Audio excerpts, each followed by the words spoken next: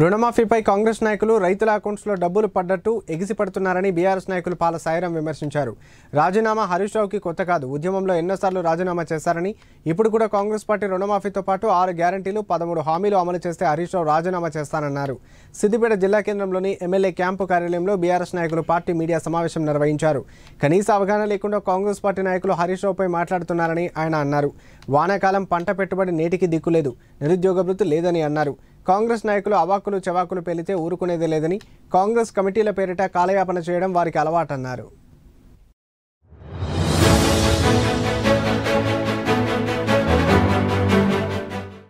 దగ్గర స్పష్టంగా ఉన్నాయి ఏమంటారు వారు ఏం మాట్లాడిరన్న విషయం. ఈ కనీస అవగాహన లేకుండా కాంగ్రెస్ నాయకులు ఇక్కడ సిద్దిపేట నియోజకవర్గంలో కావచ్చు, బయట తెలంగాణ వ్యాప్తంగా కూడా హరీష్ రావు గారు ఏమన్నారంటే, ఈ 2 లక్షల రుణమాఫీతో పాటు కాంగ్రెస్ పార్టీ ఈ సాధారణ ఎన్నికలకు ముందు 6 గ్యారంటీలు 13 హామీలు అదే రకంగా మొత్తంగా 420 హామీలు ఇచ్చి మోసం చేసిర్రు.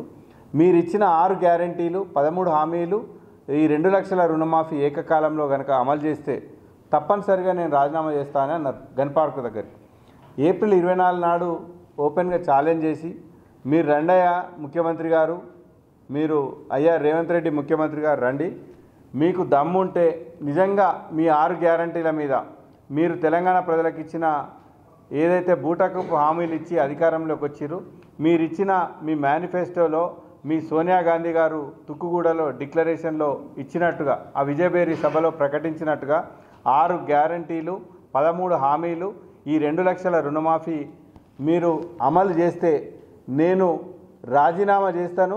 ఎందుకంటే ఉద్యమంలో రాజీనామాలు హరీష్ రావు గారికి కొత్త కాదు. ప్రత్యేకించి అసలు బీఆర్ఎస్ పార్టీ డిఎన్ఏనే పోరాటం. ఈ తెలంగాణ రాష్ట్ర అవతరణ కోసమే రాజకీయం. మా పార్టీ పుట్టిందే దానికోసం.